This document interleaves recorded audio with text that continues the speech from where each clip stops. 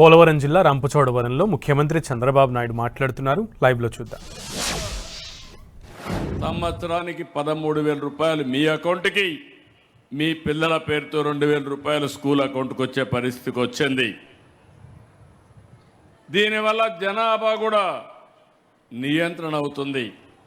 మీరు ఒక విషయం గుర్తుపెట్టుకోవాలి, మన రాష్ట్రంలో 2.1 ప్రతి ఒక్క కపుల్ అంటే భార్యాభర్తలు జీవితకాలంలో పిల్లల గారి కంటే దానివల్ల బ్యాలెన్స్ అవుతుంది. ఈరోజు 1.5కు పడిపోయాం. రేపు రాబోయే రోజు స్కూల్స్లో రాను పిల్లల సంఖ్య తగ్గిపోతుంది, పెద్దవాళ్ళ సంఖ్య పెరుగుతుంది. దాన్ని బ్యాలెన్స్ చేయాలంటే ఇది కూడా ఒక మార్గం. ఈరోజు నేను ఎంతో ఆనందపడుతున్నాను. 67,47,000 మంది పిల్లలకి 10,120 కోట్లు, 42,70,000 మంది తల్లుల అకౌంట్లో డబ్బులు వేసాం. అది తెలుగు ఎన్డీఏ ప్రభుత్వం యొక్క విశిష్టతని మరొకసారి మీ అందరికీ విజ్ఞప్తి చేస్తున్నా. ఒక్క గిరిజన ప్రాంతాల్లో 5,11,000 మంది, 3,91,000 మంది తల్లుల ఖాతాలో 664 కోట్ల రూపాయలు జమ చేశాం.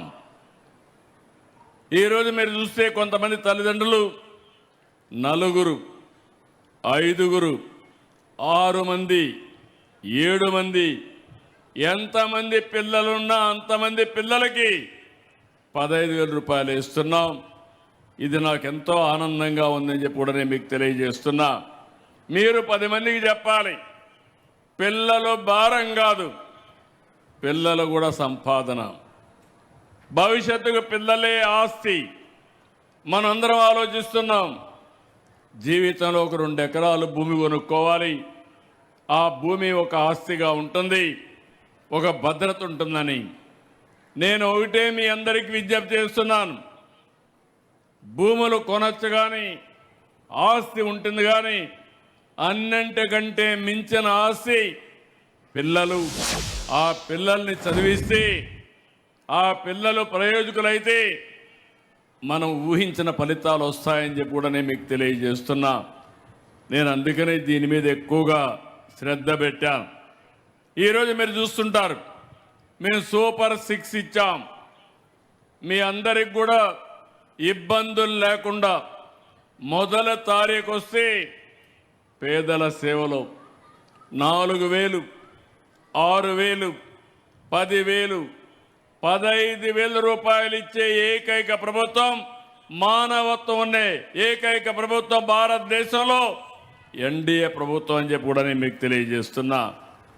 ఇంకొక పక్కన మా ఆడబిడ్డలకి ఎక్కడ పోయినా జల్సాగా పోయి రావడానికి ఎవ్వరు అడగకుండా ఉచిత ప్రయాణ సౌకర్యం ఏర్పాటు చేశాం. దీపం కింద 3 సిలిండర్లు ఉచితంగా ఇస్తున్నాం. రేపు ఎల్లుండ మీరందరూ ఇంటి పైన సోలార్ పెట్టుకోండి, అది కూడా ఉచితంగా ఇస్తాం. ఆ తర్వాత మీరు చూస్తే మీరు సోలార్ అయిన తర్వాత ఇంట్లో స్టవ్ కూడా పెట్టుకోండి.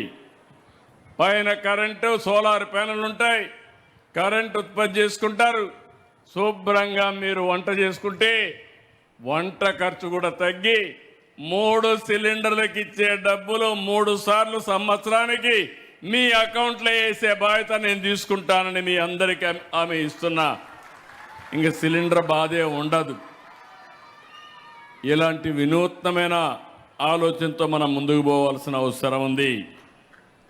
ఇంకో పక్క నేను ఒకటే ఆలోచిస్తున్నాను, జీవన ప్రమాణాలు పెంచాలి, ఆర్థిక అసమానతలు తగ్గించాలి. ఇది ఒక ధ్యేయంగా పెట్టుకున్నాను. సంక్షేమ కార్యక్రమాలు ఇస్తాం. సంక్షేమ కార్యక్రమాలు ఇస్తూనే మిమ్మల్ని ఆర్థికంగా పైకి తీసుకొచ్చే బాధ్యత తీసుకుంటున్నాం. చేపలు ఇచ్చినప్పుడు ఆ చేప తింటారు. చేప పట్టేది నేర్పించగలిగితే 10 మందికి మీరు చేపలు ఇచ్చే పరిస్థితి వస్తుంది. ఆ విషయంతోనే ముందుకు పోతున్నా. ఈరోజు P4 తీసుకొచ్చాం. పబ్లిక్ ప్రైవేట్ పీపుల్ పార్ట్నర్షిప్ అని. నేను ఒకటే ఆలోచిస్తున్నాను, ఈ ప్రభుత్వం ప్రతి ఒక్కరికి అండగా ఉంటాం. అదే సమయంలో పేదవాళ్ళ జీవితాలను మార్చడానికి అనునిత్యం వినూత్నమైన కార్యక్రమాలతో మేము ముందుకు వస్తాం. ఈ విషయం మీరు గుర్తుపెట్టుకోవాలి. సంక్షేమ కార్యక్రమాలు ఒకటే కాదు, సంక్షేమ కార్యక్రమాలు అవసరం. ఈరోజు మీరు ఒక్కసారి చూస్తే ఈ ప్రభుత్వం అనేక విధాలుగా ఆలోచించాం. 10 లక్షల కోట్ల రూపాయల అప్పులతో ప్రారంభించాం. వడ్డీ కూడా 13-14%. ప్రభుత్వ ఆస్తులు తాకట్టు పెట్టారు. అక్కడి నుంచి ప్రభుత్వ ఆస్తులు తాకట్టు నుంచి విదిలించి 13% ఉండే వడ్డీని 9, 8.5, 8 కూడా తీసుకొచ్చే పరిస్థితికి వచ్చాం. అన్ని డిపార్ట్మెంట్లో సమస్యలు ఉండేటివి, జీతాలు ఇవ్వలేని పరిస్థితి. ఇప్పుడిప్పుడు జీతాలు ఇచ్చే పరిస్థితికి వస్తున్నాం. అంటే మనం అందరం కూడా అన్ని సాధించామని కాదు, ఈ విషయం మీరు గుర్తుపెట్టుకోవాలి. ఒక కుటుంబం కానీ దెబ్బతింటే తిరిగి కోలుకోవడానికి సమయం పడుతుంది. ఒక పరిశ్రమ దెబ్బతింటే మళ్ళీ ఆ పరిశ్రమను రివైవ్ చేయడానికి టైం పడుతుంది. ఎవరైనా అప్పు చేస్తే అప్పు తీర్చడానికి వడ్డీ కడుతూనే కొద్ది కొద్దిగా తీర్చుకుంటూ రావాల్సిన అవసరం ఉంటుంది. ఈరోజు ఈ ప్రభుత్వం ఆలోచించే విధానం సంక్షేమ కార్యక్రమాలని, అభివృద్ధి కార్యక్రమాలని బ్యాలెన్స్ చేస్తున్నాం. సంక్షేమ కార్యక్రమాలు అవసరం. సంక్షేమ కార్యక్రమాలు శాశ్వతంగా ఇవ్వాలంటే అభివృద్ధి చేయాలి, ఆదాయాన్ని పెంచాలి. అప్పుడే దీనికి సస్టైనబిలిటీ ఉంటుంది. అప్పులు తెచ్చిస్తే కొన్ని రోజుల తర్వాత వాళ్ళు అప్పులు ఇవ్వకుండా మన ఆస్తులు కూడా తాకట్టు పెట్టిన ఆస్తులు వేలం వేసే పరిస్థితికి వస్తారు. అందుకే ఇంకొక పక్కన మీరు ఒక్కసారి చూస్తే ఒక పక్క ఈ పని చేస్తున్నాయి, ఇంకొక పక్క మౌలికమైన వ్యవస్థలతో మనం స్ట్రీమ్లైన్ చేస్తున్నాం. పిల్లల చదువు, ప్రతి ఒక్క తల్లి తండ్రి ఆలోచించేది నా పిల్లలు బాగుపడాలని, మంచి చదువుకోవాలని, చదువుకొని మంచి పౌరులుగా తయారు కావాలని, జీవితంలో మళ్ళీ మిమ్మల్ని బాగా చూసుకోవాలని, సమాజానికి ఉపయోగపడాలని చెప్పి ఆలోచిస్తారు. అందుకే నేను కూడా ఆలోచించేది విద్యపైన ఎక్కువ శ్రద్ధ పెట్టాం. ఇంకో పక్కన మీరు ఆలోచిస్తే ఇక్కడంతా టీచర్లు ఉన్నారు, వాళ్ళందరినీ కూడా మనస్ఫూర్తిగా అభినందిస్తున్నా. విద్యార్థుల భవిష్యత్తు నిర్మించేది ఉపాధ్యాయులు, తల్లిదండ్రులే. ఇంతవరకు మీరిద్దరూ కలిసే పరిస్థితి లేదు. స్కూల్లో ఏం జరుగుతుందో తల్లిదండ్రులు తెలియదు, తల్లిదండ్రులు ఏమనుకుంటున్నారో టీచర్లకు తెలియని పరిస్థితి. ఈరోజు ఫస్ట్ టైం చరిత్రలో మెగా పీటీఎం పెట్టి తల్లిదండ్రుల్ని, టీచర్ని, కమిటీని సమన్వయం చేసి పిల్లల భవిష్యత్తు కోసం ఆలోచించే ఏకైక ప్రభుత్వం ఈ యొక్క ఎన్డీఏ ప్రభుత్వాన్ని మరొకసారి మీ అందరికీ విజ్ఞప్తి చేస్తున్నా. నేను ఒక మాట చెప్పాను, ఇక్కడుండే పిల్లలు ఏజెన్సీ ఏరియాలు వీళ్ళకు అవకాశాలు ఇస్తే వీళ్ళు మట్టిలో మాణిక్యాలు.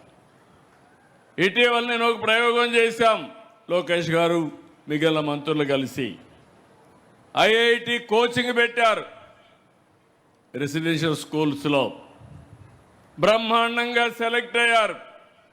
ఈసారి దాన్ని పెంచాం.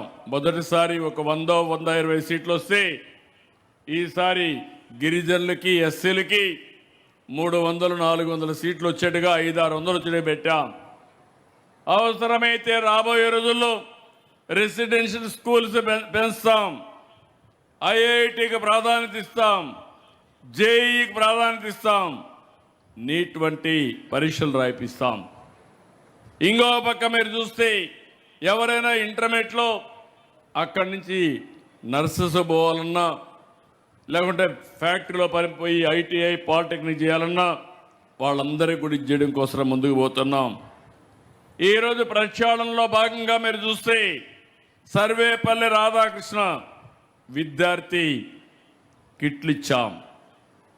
ఇంకో పక్క మధ్యాహ్న భోజనం డొక్కా సీతమ్మ గారి స్ఫూర్తిని తీసుకొచ్చేట్టుగా ముందుకు పోయాం. ఒక చిన్న ఇంటర్వెన్షన్ ముస్తాబు, పిల్లల్ని అందంగా చూడడానికి స్కూలుకు వస్తే పిల్లలే మేనేజ్ చేస్తూ అద్దంలో చూసి ఒకసారి చెక్ చేయడం, భోజనం చేసిన తర్వాత వాష్ చేసుకున్నాక చేతులు కూడా సరిగా కడిగారా లేదా చూడడం, తినే ముందు తిన్న తర్వాత, ఇలాంటి చిన్న చిన్న విషయాలు చేశాం. నో బ్యాగ్ డే, శనివారం వస్తే ఆనందంగా పిల్లలు స్కూల్కి ఆడుకోవడానికి రావాలని నో బ్యాగ్ డే పెట్టాం.